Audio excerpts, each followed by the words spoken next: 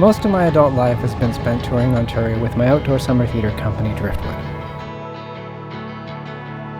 But in 2020, all of that changed. There's something about meeting new people in new places, but also seeing lovely familiar faces or new family faces. After 2 years of no shows and no travel, I decided it was time to hit the road. I think a huge part of my apprenticeship as an actor was with Driftwood. It just made it easier for me to be who I am. Every step of my journey as an artist, I've always had Driftwood to just know that it was there as kind of like a comforting, hugging friend.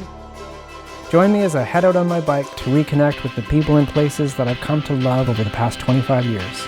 Along the way, we'll visit some of my favorite performance sites, meet with local business owners, and talk to some of the artists who've shared the road with me. Oh, and of course there'll be a little Shakespeare because he and I go way back.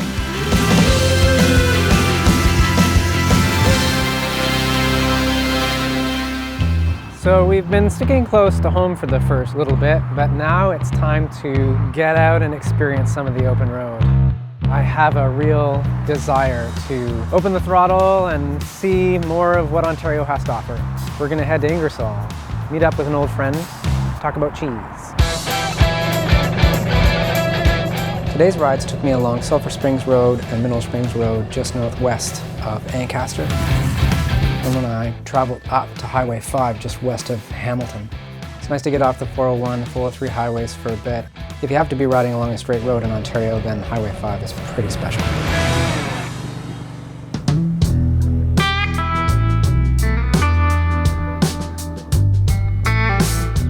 Ingersoll is home for you, and not just in terms of it's where you work now, but you're from here. I was born here, I spent time with my grandparents who had run a bake shop here in town and had worked for the machine companies. My father was a cheesemaker and in the fluid milk industry as well, so I got to meet cheesemakers from the 1900s. I've been involved in museums for over 40 years now. Everybody that I've met, the things that I've done, the places that I've worked, have all made me a better person and have led me to that realization that this is my destiny. This isn't where you and I met. No, we go way back to your early days in Missaghi. But then you came here in 2012, right? Yes. I was so grateful that you made that connection again, because my fondest memories of the Bradley Museum are you, getting to work with you. What's it been like not being able to have people? We've been blessed in that Ingersoll has not been harshly impacted by the virus. It has allowed us to delve into other aspects of our work. We've been doing a lot of research. There's been a lot of people that are doing family history. They want genealogical questions answered. So the Cheese Museum is not just about cheese then? No, cheese is what draws people in off the highway, but when they come, they see that we are more than just cheese. We wear multiple hats. That's why I have no hair left, because I keep rubbing it off. The playground was initially designed by children. They went to some kids and said, if you could design a cheese playground, what would it look like? And then one weekend, 300 community members just descended on the park over 2 days, transformed it from a lawn to this. So it was designed and built by the community? Yeah. That is so awesome.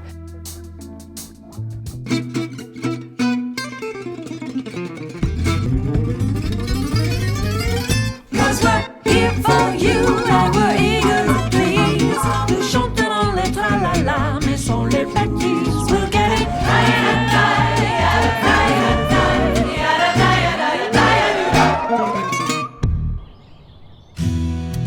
One strong memory I have is warming up in each new location being this beautiful joy. And I loved when we do our warm-ups, the cast would just sort of spread out through the park and you just got to walk around and enjoy this new location.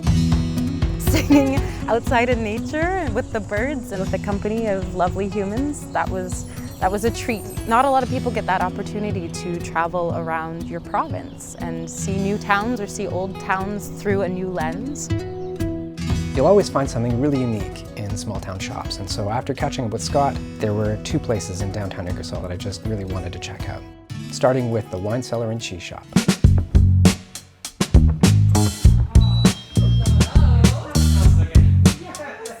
I love your building. Oh, thank you. Like, it's such a beautiful building. It was a bank previously, so it has like an 1866 plaque on the front. So there was just a tenant upstairs, tenant in the front, and I needed a place to live. And it just seemed cost effective. I have a background in banking, and you can't take your kid to work, only on take your kid to work day.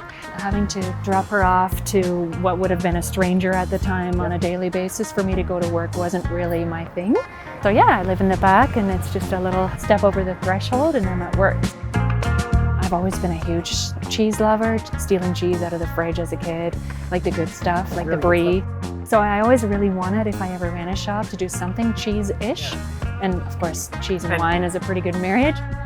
Obviously, I also really love wine. And are you part of the cheese tour? The cheese trail, yeah. So Oxford County has a cheese trail with multiple stops. I think it's over 20 businesses now. And in Ingersoll, we're fortunate to be very walkable. That drives people here because they can hit a lot of birds with one stone. But also people, a lot of the entrepreneurs know each other. So they're referring to each other. We know each other's products. It's a lot more personable and more special, I think, to people visiting. As much as we were really grateful to be in the line of work that we were, still being considered essential, feeling a lot of survivor's guilt at the same time though, because we knew that people were struggling. That sort of sense of community that sort of wasn't really possible anymore. So you started to feel kind of lonely. So coming out of the tail end of it, we hope, is that people are really focused on supporting local, and it's prompted me to search for more of those items as well. So that's been a really nice thing out of COVID, if you want to look at the silver lining. Thank you so much. We have a great weekend. Thank you.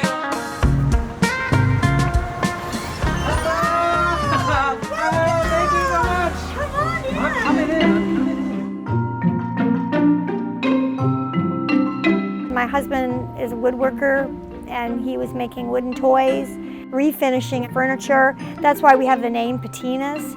We started out on a little tiny store on King Street. That was July 1988. But we did start with pottery that was local from Ingersoll. We wanted to be a gift shop that you could walk in and buy something for anyone, from a baby to your great-grandma. And it just evolved and grew, so we just got more and more and more. Everywhere you look, everywhere you walk through the shop, there's always something a little different. It's tricky, it's like you're playing Jenga all the time. We've always sold a lot of puzzles, but puzzles just sort of blew us away. It was like, oh, who knew that puzzles were going to be the savior? My husband, Steve, he figured out quickly how we have to have an online presence. And all those years you think, oh, you already have a website. Well, no, not really, because we're old school. We didn't really, we had a website, but it really wasn't something you could buy on or anything. It was a journey, and that's how we were able to, weather the storm, so to speak. What do you hope is going to be different as we come out of this? I just hope that we never take it for granted again, that we realize how important family and friends and being together is. Well, thank you Thank very you. much. Thank you. Oh, I can't wait to come back next year and actually give you a hug. Oh, that would be lovely.